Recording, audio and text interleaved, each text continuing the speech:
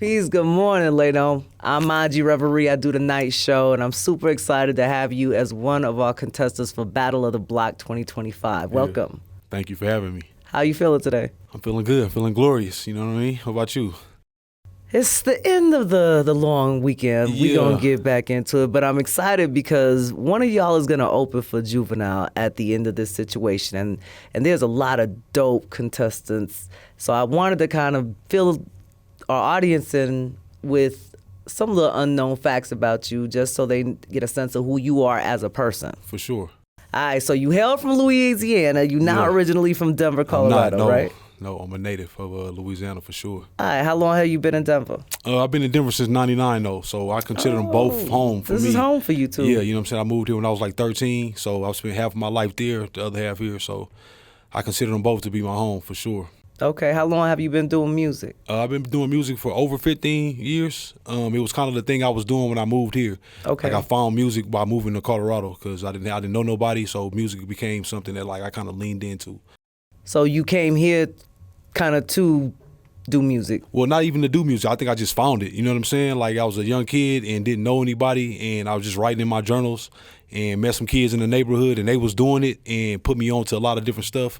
How hard was that coming from an outside environment? I hear a lot of the artists that aren't locals specifically say that it's a little bit more difficult to come into a city that you're not from, you know, and still receive that camaraderie between different artists. Yeah.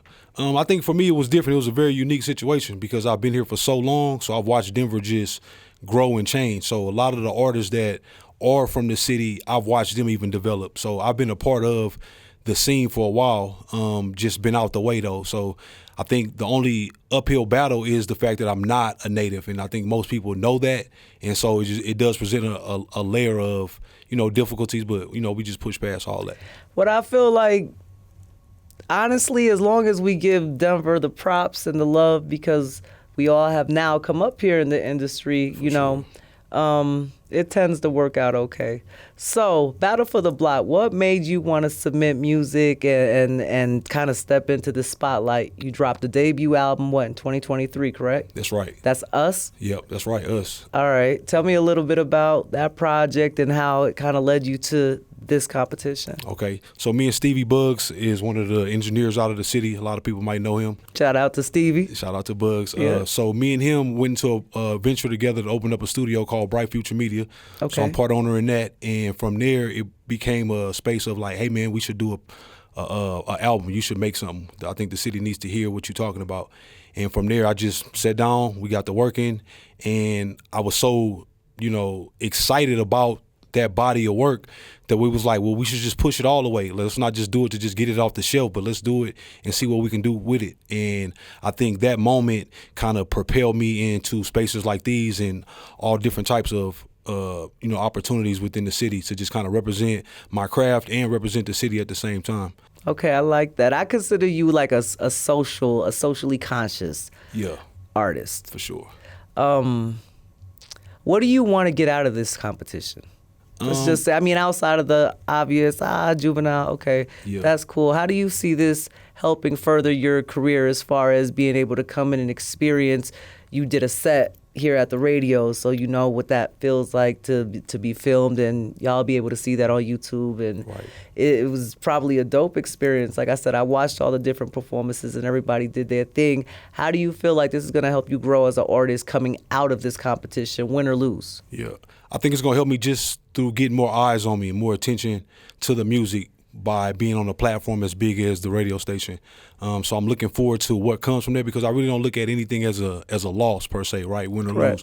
So and then also it's a full circle moment for me. When I moved here, Juvenile had just dropped 400 Degrees, which all his hits was on, right? And Absolutely. That was the album I traveled with. So for me, it kind of feels like a full circle moment. It's like a coming to. It's like I'm glad I did jump off the porch when I did so I can be here for this opportunity. Yeah, and again, that's an artist from back home, you know? I mean, that's a homeboy, so. Yeah, you know exactly. So it's probably a pretty dope feeling.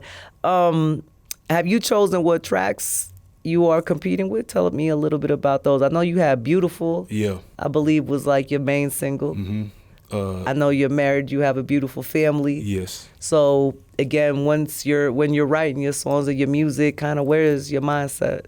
I do it from a space of, I think music, well, hip hop specifically should be a tool that's used to so we can relate, right? I should share my story so then you can probably connect with it, or feel it, or get a level of understanding of where I'm coming from.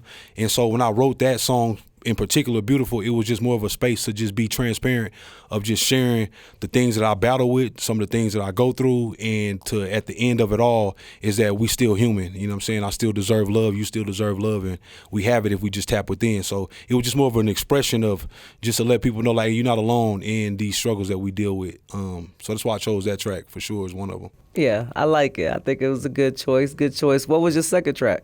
So my second track is a track called Everybody, which is produced by Wick Jones. Is another.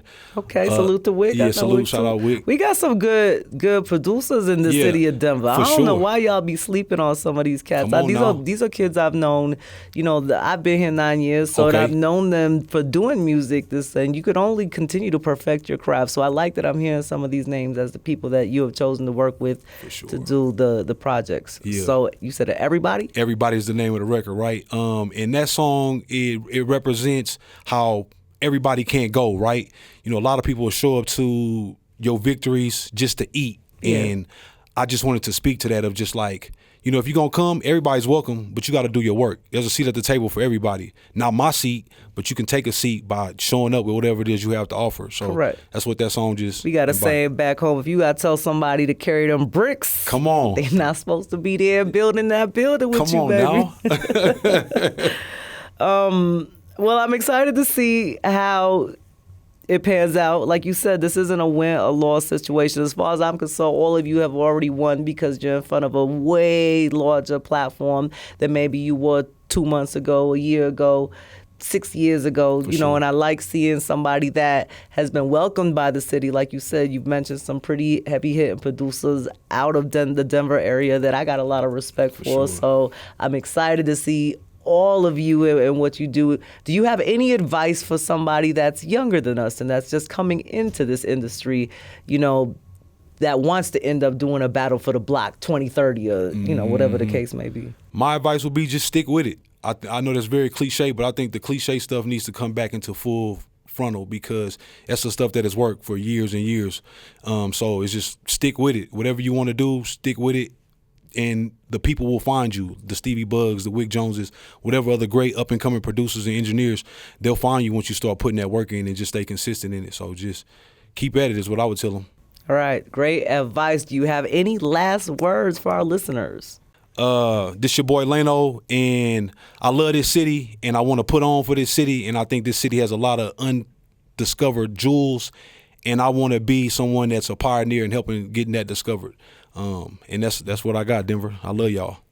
All right. And that is Leno. I'm excited for you. I'm definitely rooting for you and all the contestants. We'll see you at the Battle for the Block. Let's get it. All right. Yeah.